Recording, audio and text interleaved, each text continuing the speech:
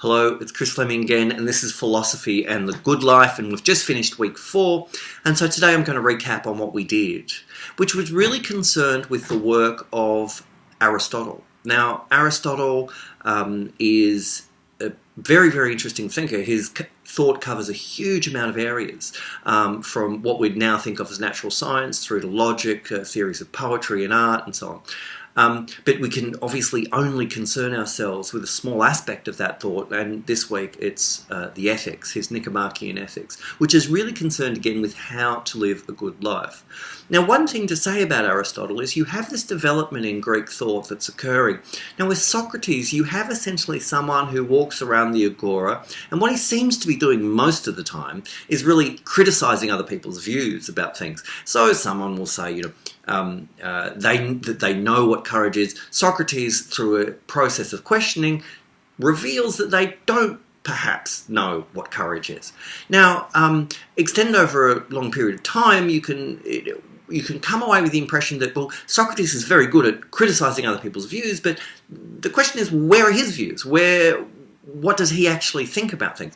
Now, Socrates does in fact have some positive doctrines, although there's not many of them. When you get to Aristotle, you have something quite different. You have a conception of good life that is grounded in a theory of the human being, but it takes seriously things in the world, and particularly it takes seriously human experience. So the ethics is outlined as I say, in the Nicomachean Ethics, as I said during the week, which is really a series of lecture notes. We don't have any of Aristotle's books left, unlike Plato. We have lecture notes, and these have been edited into kind of publication form. So in the Nicomachean Ethics, the question is how to live a good life.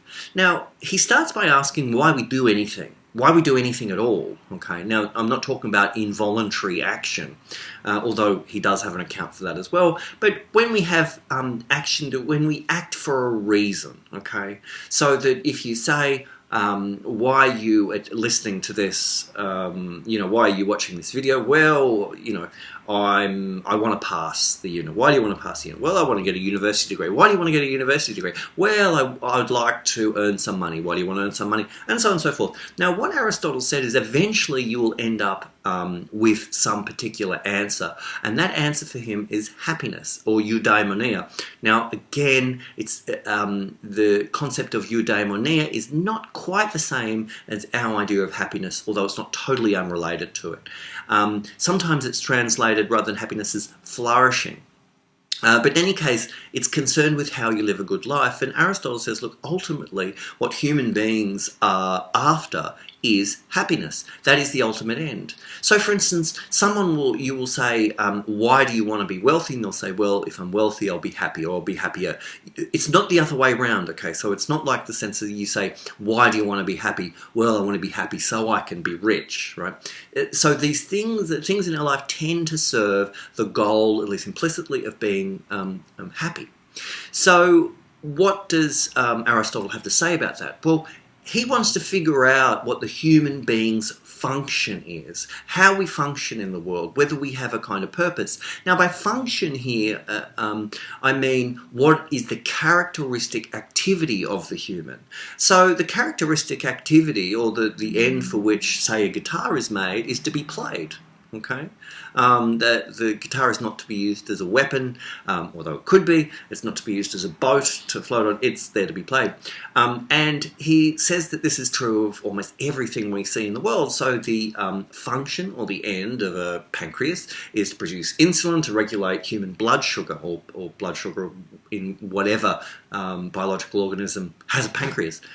What is the end of dentistry? Well, it's to kind of preserve people's teeth, or repair people's teeth and gums, and so on and so forth. So Aristotle says, well, what is it then that do humans have a function or a purpose? Now, the next question is, that's got to be determined with respect to what is unique about us. What is it about us that characterizes us distinct from other things in the world, distinct from rocks and guitars and pancreases, or just, which is only part of us, and bears and fish and so on, what is it that we can say about human beings and human function?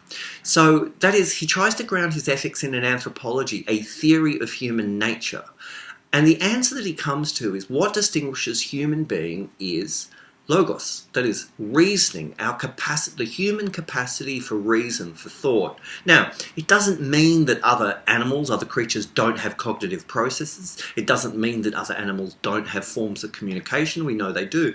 But we do understand, we do realize more now than even in Aristotle's time, that human thought, human thinking is quite distinct from other forms of thinking in the animal kingdom. And during the week, I put that in the context of thinking about language, although Aristotle himself doesn't do that and one doesn't have to. But human thought is quite distinct. So, for instance, our thought patterns are able to put things in tenses. That is, you think about the past, you can get nostalgic about the past, you can get fearful about the future or hopeful about the future. We have syntactic functions in our language that cause particular forms of thought, and so on and so forth. We don't have to go, I can't go into this too much now, but what is characteristic for Aristotle about the human is our reason. Now, so in some way, our proper functioning as human beings is going to have to involve that reason. And with respect to the good life, it won't surprise you, again, he relies on the idea of virtue. So the exercise of virtue in light of reason is what Aristotle wants to do. So or what he advocates. Now, what we have here is not a kind of general conception, or a kind of ethereal conception of what these virtues are, nor is it purely a cognitive thing, right? The virtue, Socrates thought that you could understand or kind of be virtuous simply through knowledge, simply through a discovery. For Aristotle, that is not enough. It involves a kind of practice, right? So the idea is that you don't suddenly learn the secret of self-discipline and then you understand and go, got it, now I'm self-disciplined, right? It does involve a kind of thinking, but it also involves a form of practice or a form of habituation, of habit. So, the judgment about our virtue is always going to be between two extremes. So, for instance, courage is going to be the what he calls the golden mean, the wise point between two extremes. One extreme would be cowardice, and the other extreme would be kind of riskiness or brashness. Between these two extremes, you have a mean of courage. So, and this is true of all the virtues. They're always, for Aristotle, situated between two extremes or two means. Now, this is really where we wound up. I did add some things at the end about how virtue ethics got back onto the scene of philosophy, and that was largely through Alistair McIntyre's book After Virtue, which came out in 1981, and represented in some ways a full-scale attack on moral philosophy since the Enlightenment. Its attack on deontology, and its attack on utilitarianism and other forms of ethical thinking we haven't covered, like emotivism and so on, was comprehensive. And it put virtue ethics back on the agenda in moral philosophy. The last thing we talked about, and it was only very briefly, was what kind of implications might virtue ethics have, as Aristotle develops it, for the broader world. Because often when we think about it, you kind of think, well, the virtue concerns courage, or it concerns discipline, or it concerns wisdom. Or these seem to be quite individualistic things.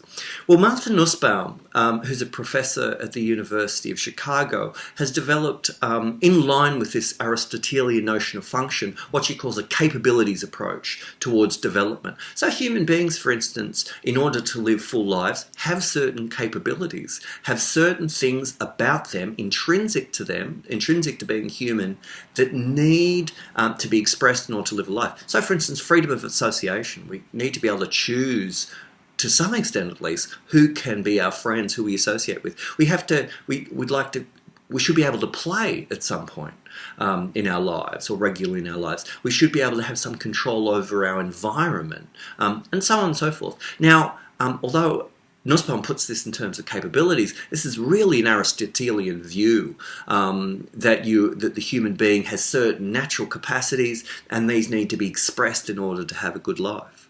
Now, where we go from here is we start to look now. We go into a kind of case study of some of the Roman thinkers, which is really the second module of this unit. Now, I'm going to put up another video explaining the structure of this unit fairly soon, and I'll make an announcement about this as well. So you've got a good sense of where we've been, where we've arrived at, and where we're going for the rest of the unit. In any case, I'll stop it there. Have a good week, and I'll see you in the seminars.